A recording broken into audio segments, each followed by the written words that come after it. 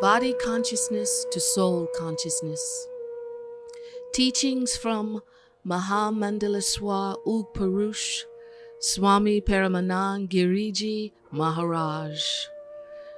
Read by his devotee, Elizabeth Van Dyke. Dedicated to seekers of truth around the world. The face of truth is hidden by a golden disk.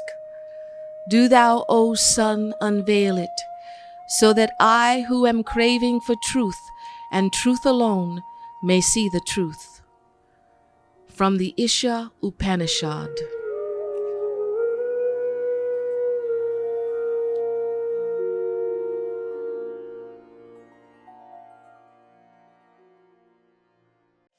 Who am I? All of us know that I am. No one among us is unaware of his or her own existence. Chairs, walls, and inanimate objects don't have the capacity to know that I am. We as human beings, however, realize this. We all experience that I am. Chairs don't have the ability to recognize themselves. They have no need of benedictory discourses or spiritual teachers. Most people realize their own existence, yet recognize themselves only as a physical body with a mind and senses. This kind of thinking is similar to living in a dream state. We are not just the body with senses and a mind. If we truly want to know who we are, we need to understand that we are not the body. We need to know the essence of what we really are. If you've got your mind set that I am my body, then you have no further quest for knowledge because you've already created a belief system.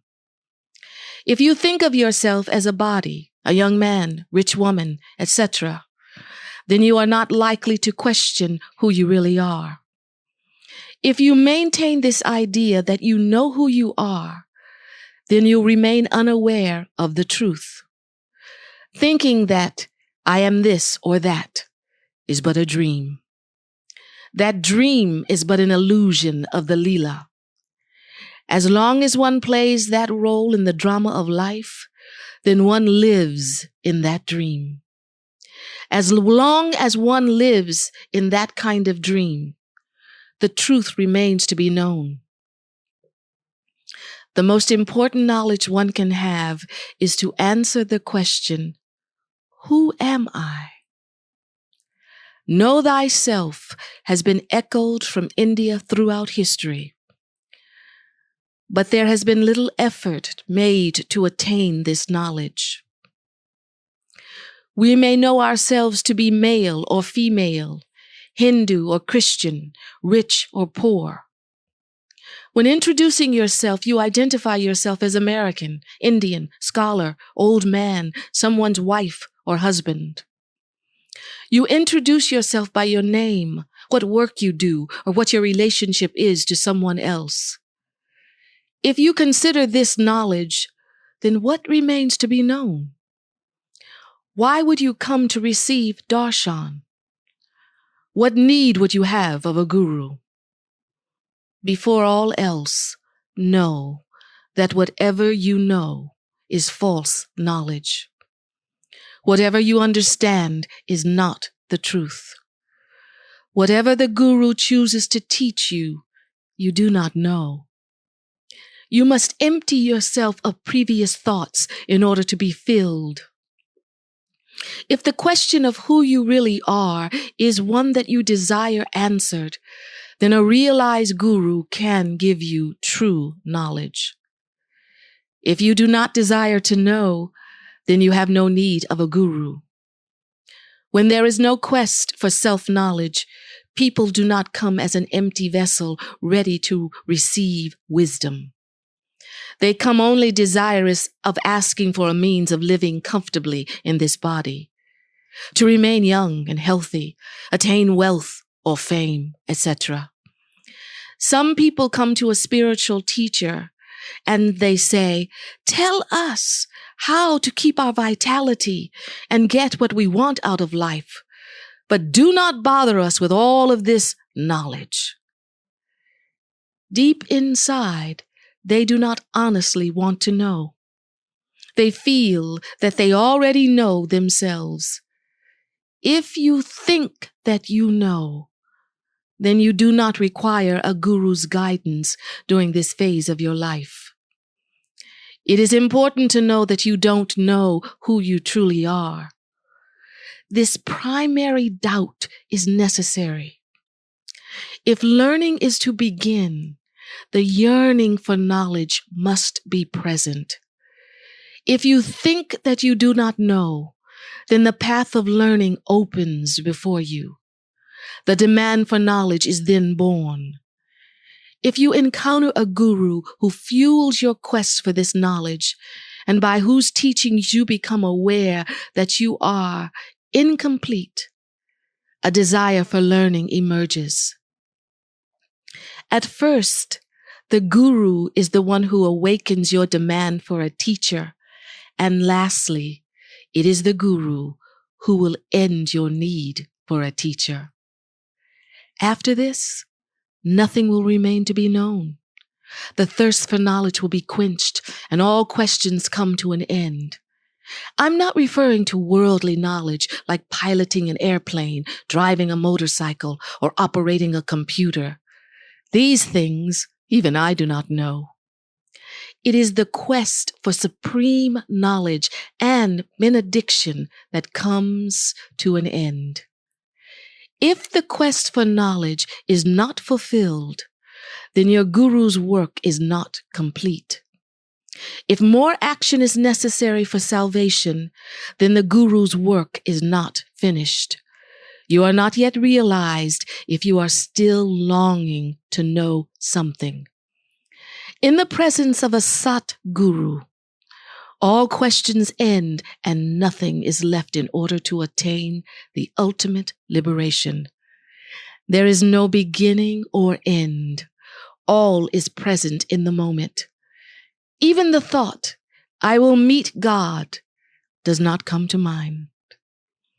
Brahman is such that those who are unaware do not find God, and those who are realized no longer have the need to seek God.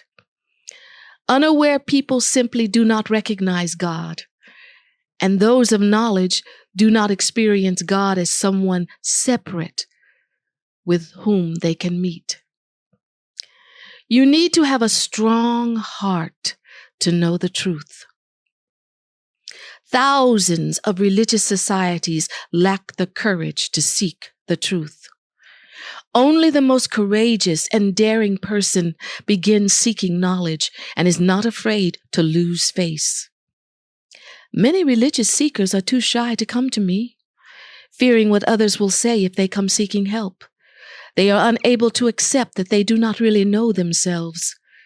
People do not dare to accept their own ignorance and do not want to become a disciple of a guru, preferring to attain knowledge by reading books. This Brahman Vidya is only attainable in the presence of a true preceptor, Sat Guru, not by reading books. I speak very frankly so that you may know that you know very little. It is not that you are totally ignorant. At least you know that I am. A chair is not aware of its own presence, but you are. So I begin at the point that you know. You all know that you were born. You accept that you were born and that you will die. This you know. But you are beyond the cycle of birth and death. You may have heard me say this before, but it was only hearsay to you.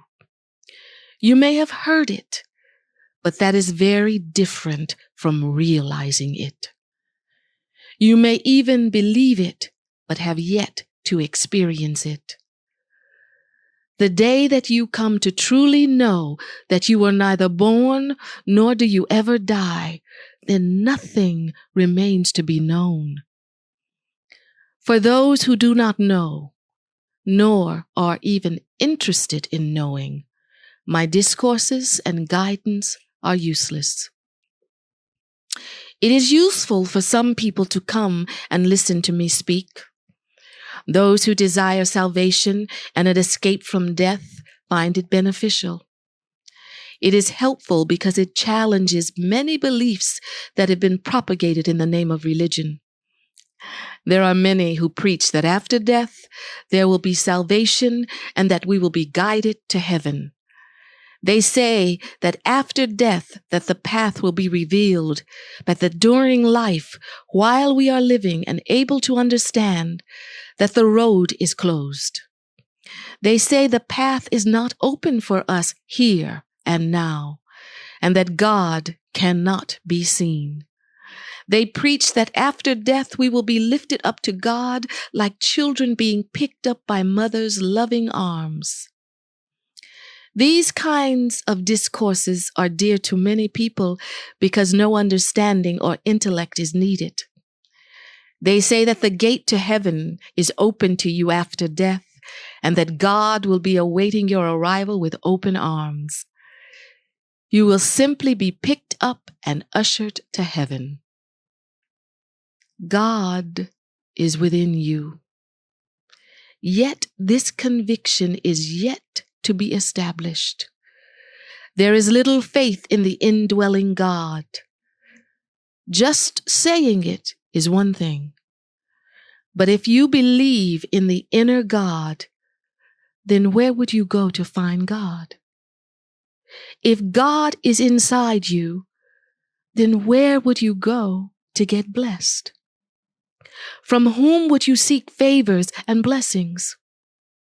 To whom would your prayers be directed?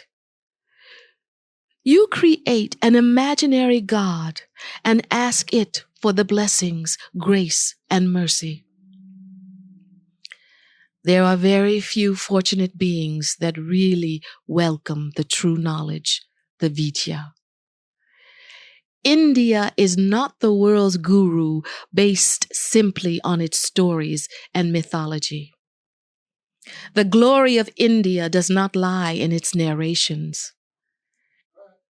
India has the knowledge that has been appreciated by numerous philosophers and scholars throughout the world. The Upanishads, the treasured wealth of India, has been highly honored throughout history.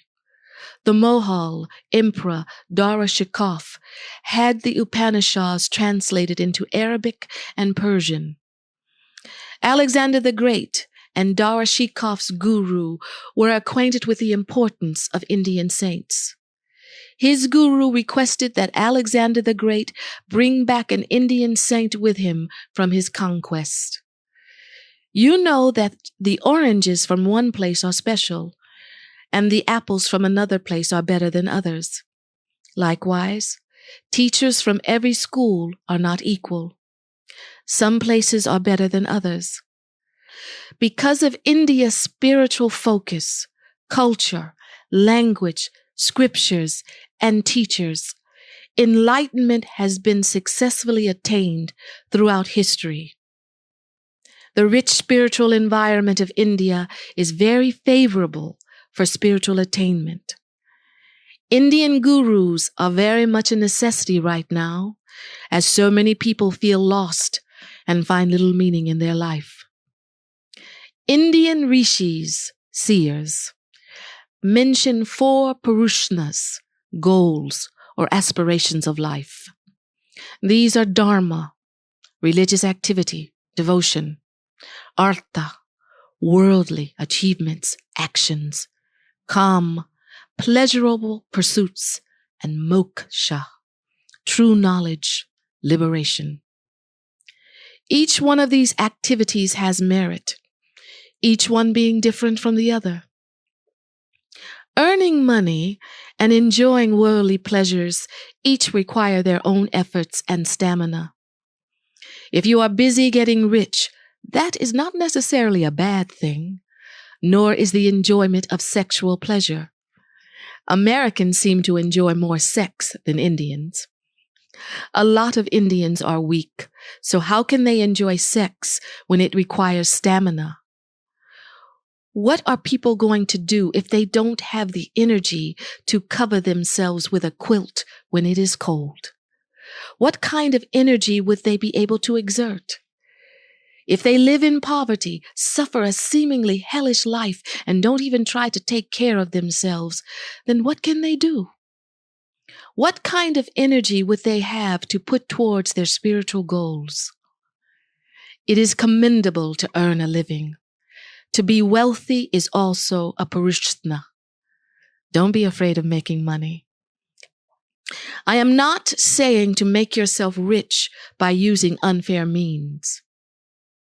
You should use full integrity and cause harm to no one in attaining your wealth. It is a good thing to be rich, to be healthy, and to keep your body fit so that you can enjoy life.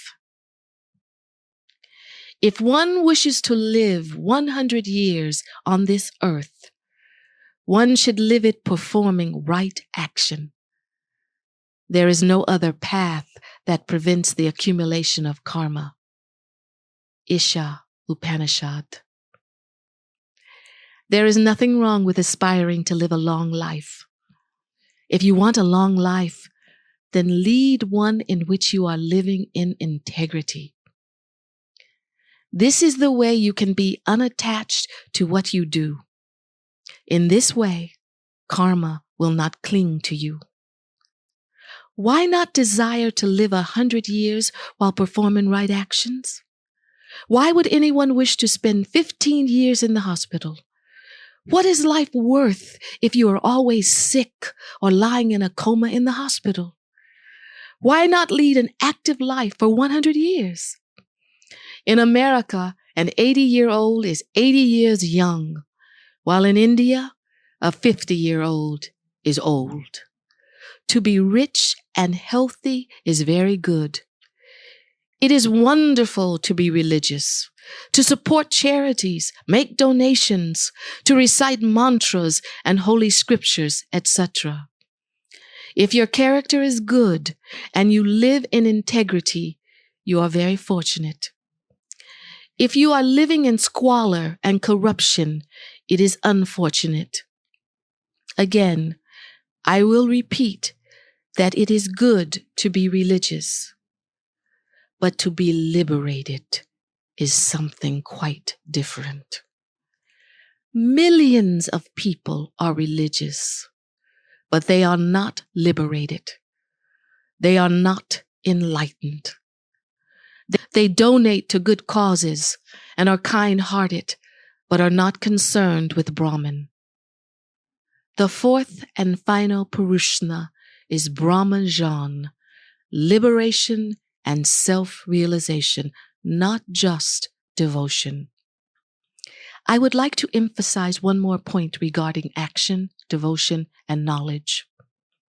Do you understand the difference between knowledge and devotion? If just chanting is knowledge, then what is devotion? Action, devotion, and knowledge are three distinct efforts. This means that knowledge is different from devotion. Shankaracharya said that actions purify the mind, whereas devotion concentrates the mind with meditation. A concentrated mind alone will not lead you to Brahman realization. Brahman realization includes three things: action, devotion, and knowledge. Meditation will concentrate your mind. Mental concentration can also be assisted by worldly actions, but it will not open the path to realization.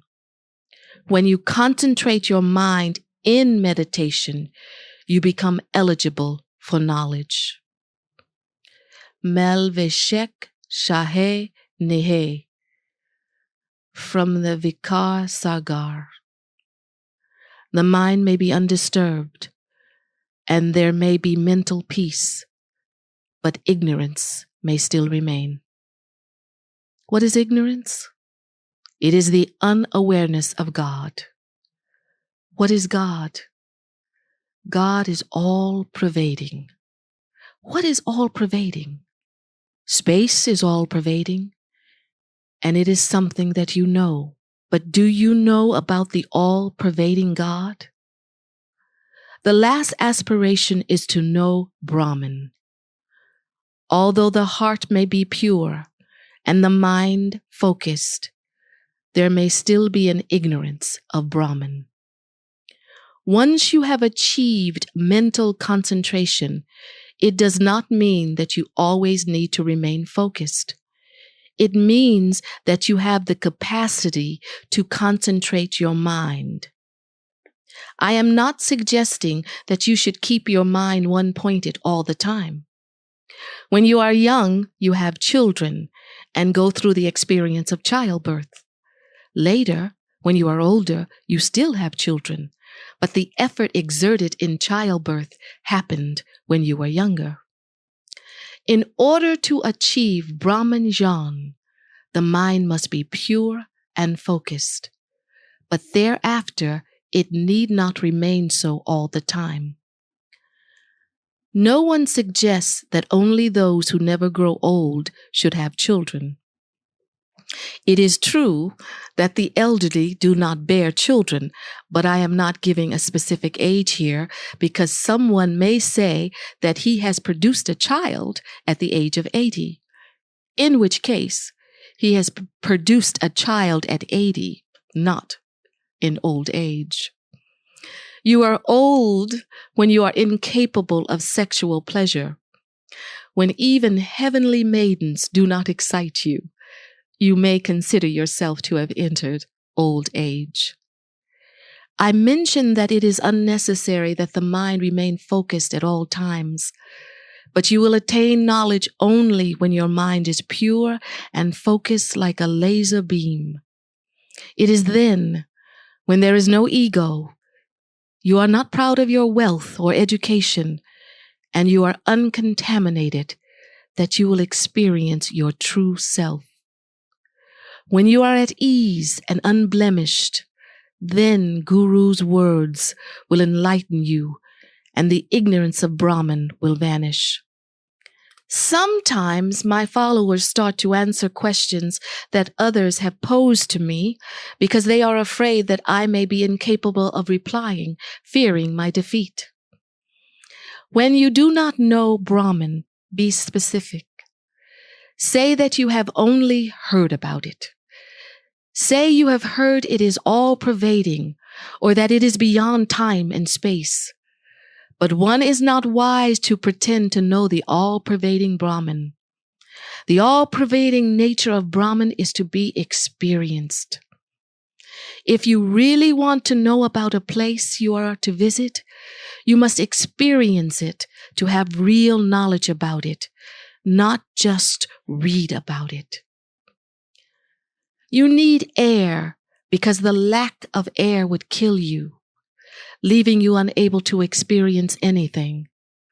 Both air and space are essential because without space, there would be no air. It would be like you were encased in glass or buried in the earth. In India, the crowns of yogis' cranial cavities are pierced sometimes because the prana, life force, gets stuck while traveling from the heart upward. Yogis often practice stopping and controlling their breath. Although they are alive, they do not breathe or have a pulse. There used to be many such yogis, and there was doubt as to whether they had left the body or were in samadhi. So the cranium was pierced in order to liberate the prana and facilitate the onward journey. Otherwise, the yogi may have remained stuck in the body. The wealth of India's spiritual knowledge is a treasure for humanity. India is very proud of this knowledge. A saint does not live poor like a pauper, but is rather a king of kings or queen of queens. Some saints live with more dignity than a scientist or millionaire. A saint can declare to the scientist that whatever science might discover, it is minuscule in comparison to the discovery of the very essence of essences. Just like scientists that are proud of their inventions, saints can have pride concerning their discoveries because theirs are certainly not a common affair. In the course of time, however, many Indians forgot this knowledge. Its glory faded as people fell into a deep sleep. As the world progressed into modern times, the spiritual truth was forgotten. Most Indians today have lost their spiritual heritage and cannot answer the questions, who am I? And from where do I come? So what guidance will they provide? Everyone needs a guru. Even gamblers and ganja smokers have gurus. You also need a guru, and there is a lengthy process involved. Some desire a guru who grants them all sorts of concessions to do as they please. I've raised the point that the reason that we call our first language our mother tongue is that you learn it from your mother, not from a teacher. You learned English from your mother, and I learned Hindi on my mother's lap. Thus it is called the mother tongue and not the father tongue. A son may not even know who the father is, but concerning the identity of his mother, there can be no doubt. He can have a real father while his legal father is someone else.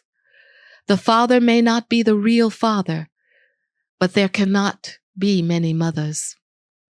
The mother's connection is beyond a doubt, whereas the father's might be less authentic.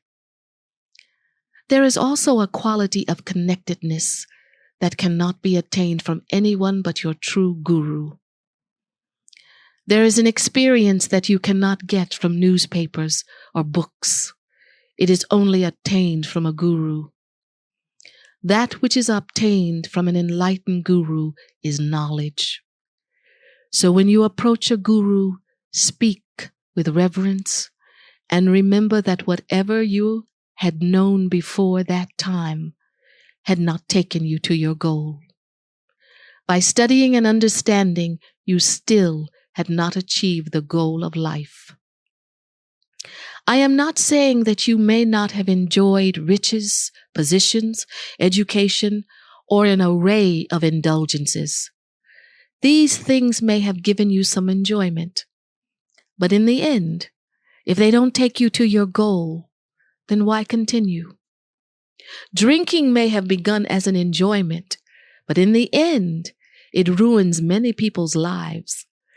We have learned all of our behaviors from somewhere. We learn some from our mother, some from our father, friends, schoolmates, the media, and the like. We have many gurus, but only one Sat Guru. The term Sat Guru did not come into being for nothing. Sat Guru is one who gives the sight of truth, who makes the realization of truth possible. The Sat Guru does not give you self-knowledge, but makes you realize your true self.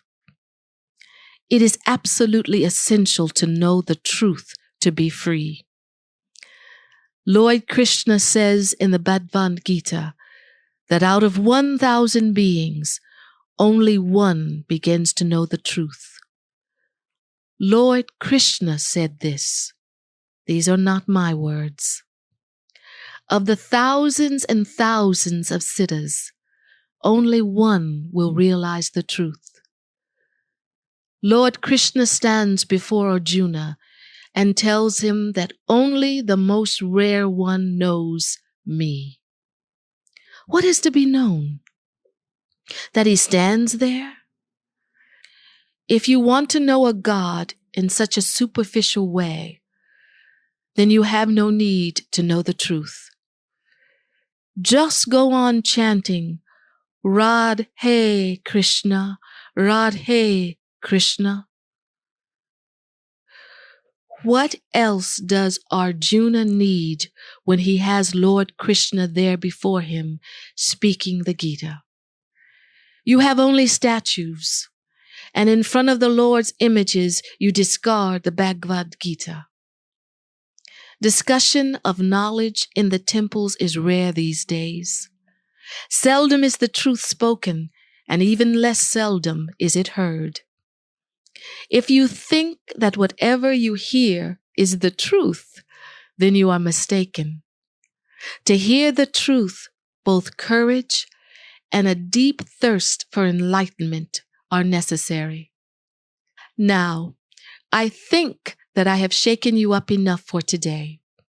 This much gyrating is sufficient.